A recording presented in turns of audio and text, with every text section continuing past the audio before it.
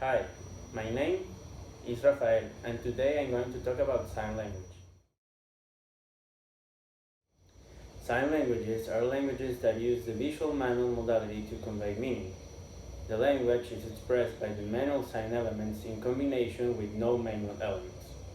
Sign languages are natural languages with their own grammar and lexicon. This means that sign languages are not universal and therefore they are not mutually intelligible. Although there are also similarities among some sign languages, like for example American Sign Language, which is derived from French Sign Language.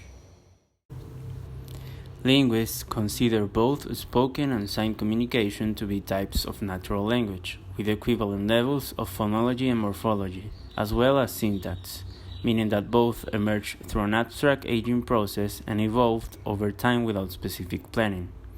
Also, children that acquire sign language as their first language goes through the same learning process and stages as those learning spoken language. It is unclear how many sign languages currently exist worldwide. Each country generally has its own sign language, and even some have more than one. The 2013 edition of Ethnologue lists 137 sign languages. Some sign languages have obtained some form of legal recognition, while others have no status at all. First, we need to differentiate a gesture from a sign, even though both use hands as signs like a speech and is used instead of speaking, while a gesture is used while speaking. For example, a gesture could be when making a twisting motion with one hand as you described trying to open a bottle or jar. The main type of gesture is iconic, which is a reflection of the meaning of what is said, as when we trace a square in the air with a finger while saying, "I'm looking for a small box." Even though iconicity is more systematic and widespread in sign languages than in spoken ones, sign languages are not miming. In other words, signs are conventional, often arbitrary, and do not necessarily have a visual relationship to the referent. There are two types of sign languages: alternate sign language and primary sign languages. The first one is used for speakers that have limited communication in a specific context, like monks in a monastery, while on the other hand, a primary sign language is the first language of a group who don't use a spoken language with each other. We will focus our attention on American Sign Language, or also known as AMESLAN, in order to describe some features of a primary sign language. ASL is a natural language that works in the visual mode, which means that it's designed for seeing and not hearing. Therefore, when producing the linguistics forms in signs, signers use four key aspects or parameters of visual information. These are shape, orientation, location, and movement. The shape is used to form the sign. It changes in how the fingers are used, whether the fingers are extended or bent, and the form of the hand in general. For example, with the sign of thank you, we use a flat hand, not a cup hand. And the orientation, which is to what direction the hand moves, in thank you is palm up rather than palm down.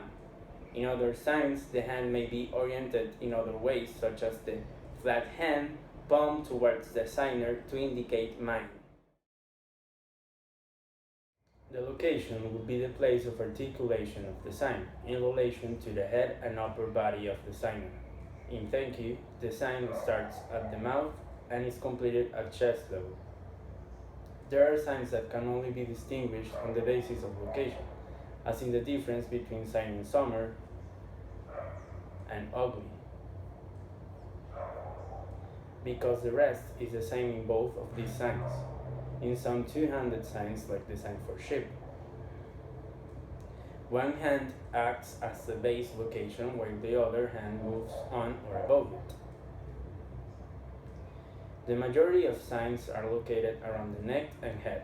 If a sign is made near the chest or waist, it tends to be a two-handed sign.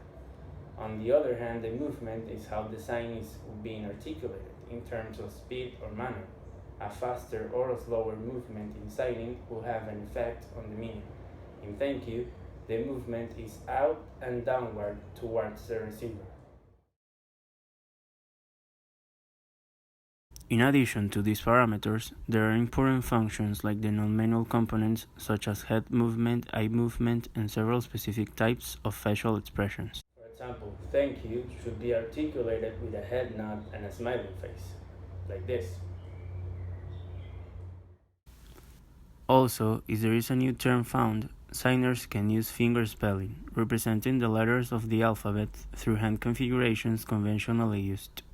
Finally, if we ask ourselves what is the main difference between a language system that uses a visual medium like the German Sign Language and one that uses a vocal auditory channel like spoken German, is that visual messages can incorporate many distinct elements at the same time and space while talking.